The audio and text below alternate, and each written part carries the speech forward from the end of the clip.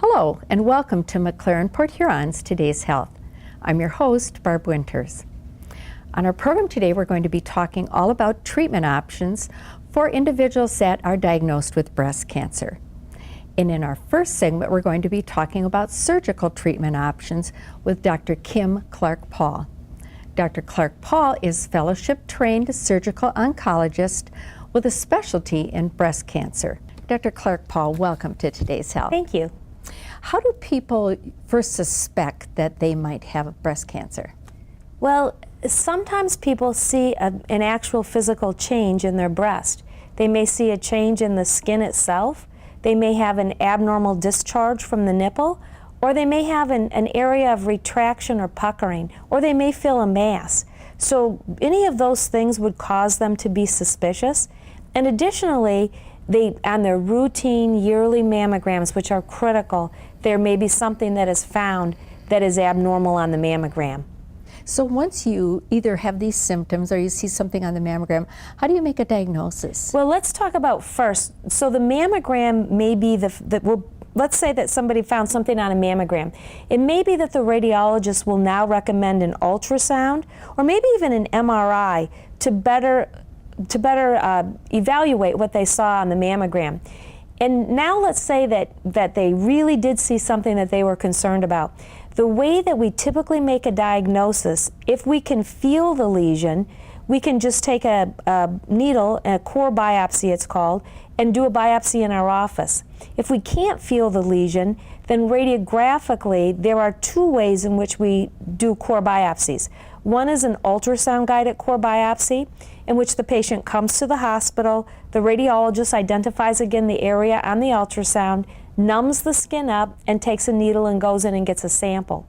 The other is called a stereotactic core biopsy. You see, not all lesions can be seen on ultrasound and on mammography. If it's only seen on mammography, what will happen is then the stereotactic biopsy, the patient lays on a table with their breast through an opening in the table. That area is directly targeted, the breast is numbed, and a needle is introduced, which takes a 360-degree radius then of cores from that area. Now what's very important is once we take the cores from that area, we do a radiograph of our specimen right there. And if we're looking for microcalcifications, we can see, yeah, we got our microcalcifications. And so we can be quite sure that we've actually got representative tissue from the area we were targeting. Additionally, we leave a marker behind so that if we would have to go back and do surgical intervention, that we know where to go in that breast.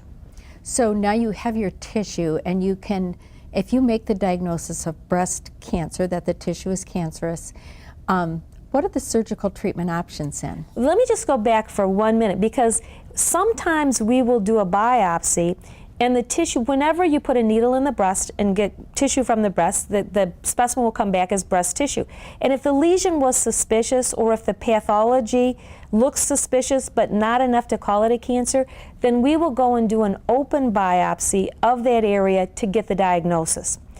Okay. So once we have the diagnosis, the treatment options, if it's an invasive cancer, the theory is that cancer tends to spread to the lymph nodes from the breast under the arm, and there's another theory that it may already be systemic or throughout the body at the time of diagnosis, but we like to see whether or not it's spread to the lymph nodes under the arm, because that may change our treatment strategy.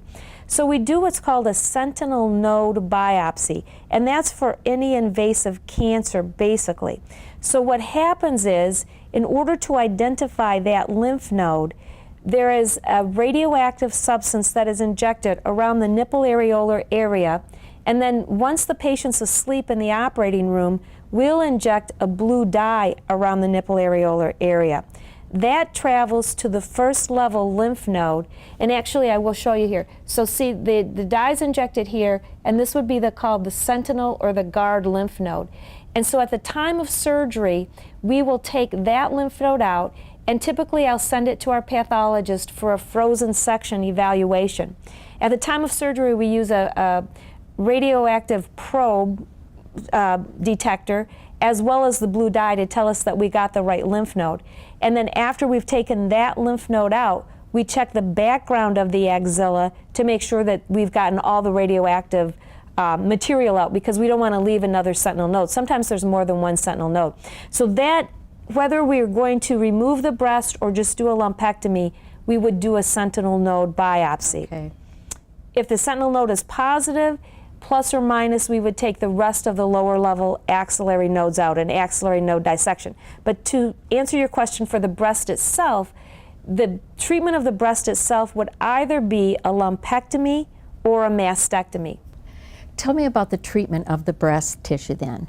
Well, the breast can either be treated with a lumpectomy, after which the patient will most likely receive radiation therapy, or with a mastectomy.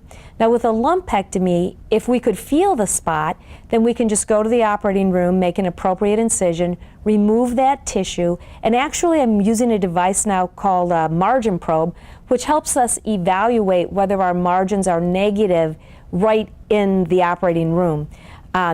Or if we can't feel the spot, what happens is that the radiologist will put a little needle with a hook to the area of concern, and then we will identify the area in that fashion. Now, if the patient says, I just want my breast removed, then we would do a mastectomy. And the mastectomy, there are several types of incisions, and this is where the oncoplastic piece of it is very important. And we want to remove the breast tissue, and that can be achieved through several methods. One is we just remove the tissue and the patient says, I don't want reconstruction, and we leave minimal skin. Another method is that we remove the entire breast tissue through, it's called a skin-sparing mastectomy, and we make our incision right around the areola, and we take that whole breast mound out through that small circular incision. Then an implant can be placed, and the incision is closed, and then an areola can be tattooed on post-operative. And in some cases, we actually can make a hockey stick-like incision and spare the nipple areolar complex and leave that whole skin envelope. So those are 3 different ways of doing mastectomies, which in the past, we really weren't just doing a basic mastectomy and not having those options for cosmesis. You've given us so much wonderful information. Thank you for joining us today. Oh, it was a pleasure to be here. Stay with us. We'll be right back with more information.